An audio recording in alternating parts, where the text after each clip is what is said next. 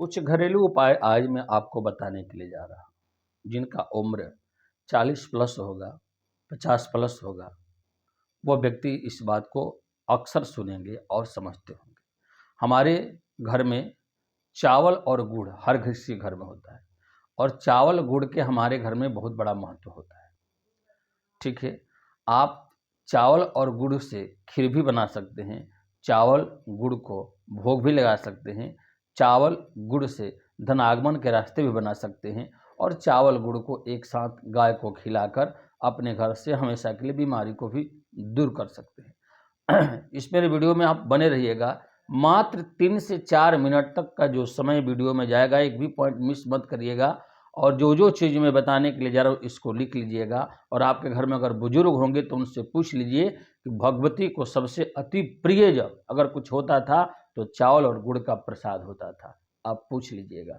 हम लोग विद्यालय में पढ़ते थे तो शनिवार के दिन चावल और गुड़ को मिक्स करके और बच्चों को भी खिलाया जाता था। क्यों खिलाया जाता था ये आप इस वीडियो में आप जानिएगा और मेरा ये उपाय करिएगा। तो आपके घर में चावल गुड़ तो हर किसी घर में होता है, लेकिन कभी आपने इसका प्रयोग नहीं किया है। यह प्रयोग आपके जीवन में बहुत ही उत्तम और बहुत ही अच्छा साबित हो सकता है। करके देख लीजिएगा, मैं बताने के लिए जा रहा हूँ, वीडियो में बने रहिए।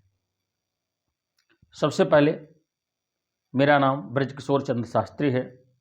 मैं भगवान की कथा करता हूँ और लोगों की समस्या का समाधान करने का दिन रात प्रयास करता हूँ। अपने मन से नहीं, अपने आचार्यजनों से, अपने गुरुजनों से, संत चरणों से और शास्त्र पुराणों से जो मुझे अनुभव प्राप्त होता है, जो मुझे ज्ञान प्राप्त होता है, उसी के आधार पर मैं बताने के लिए जा रहा हूँ। इसको करिएगा।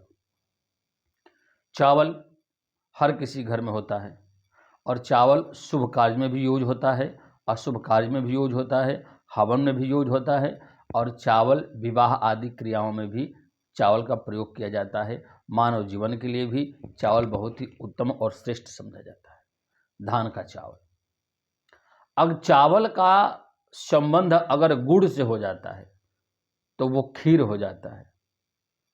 आपने चीनी वाला खीर तो खाया होगा, लेकिन अगर मिट्टी के पात्र में गुड़ डालकर खीर अगर कोई व्यक्ति बनाता है, अगर वह खीर बनाकर अपने घर में शुक्रवार के दिन और किसी भी भगवती के मंदिर में ले जाकर उसको चढ़ाकर और फिर अपने घर में वापस लाकर उस प्रसाद को अगर हम लोग पाते हैं तो ध्यान रखिए, परिवार से विवाद हमेशा के लिए खत्म हो जाएगा।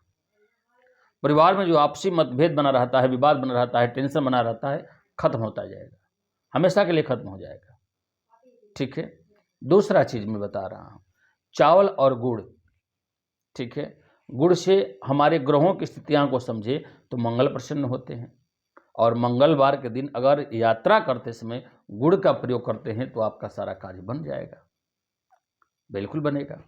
अगर कोई व्यक्ति अपने घर से चावल को भिगोकर, ठीक है, देखिए सफेद चावल होता है, इनका संबंध शुक्र से भी है और जल का भी संबंध जो है शुक्र से है और लक्ष्मी से है और शुक्रवार का दिन हो, चावल को अगर घर में भिगोकर उसमें गुड़ मिलाकर और आसपास में कहीं भगवती का मंदिर हो तो उनको ले जाकर वहां चढ़ा दीजिए और थोड़ा थोड़ा वहां उनको रख छोड़ दीजिए और फिर थोड़ा प्रसाद उनको घर में लेकर आइए, परिवार में बांट दीजिए।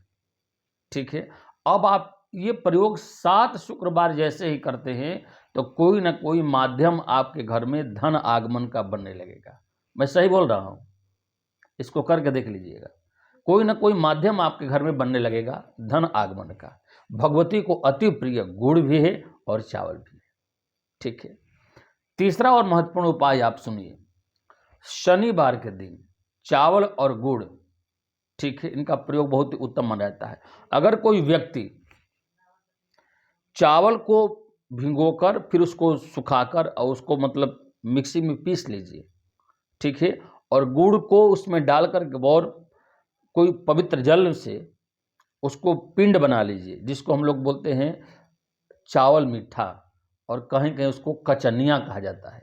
ठीक है, अगर आप इसको बना लेते हैं और शनिवार के दिन किसी पीपल वृक्ष के नीचे, किसी बट वृक्ष के नीचे और किसी पाकड़ वृक्ष के नीचे इसको ले जाकर आप रख देते हैं, केवल जो भी वृक्ष आपके पास उपलब्ध हो केवल रख देते हैं और प्रणाम करके वापस घर आ जाते हैं, कुछ ही दिनों में आपको रिजल्ट देखने को मिलेगा कि आपके ऊपर जो कर्ज था वो कर्ज धीरे धीरे करके समाप्त होता चला जाएगा।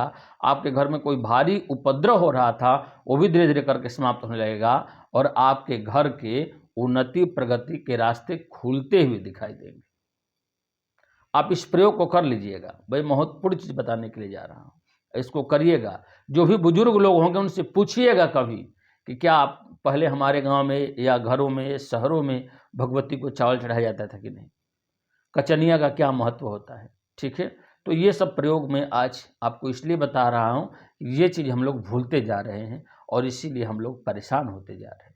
ये प्रयोग आपके लिए बहुत ही उत्तम और सिद्ध साबित हो सकता है।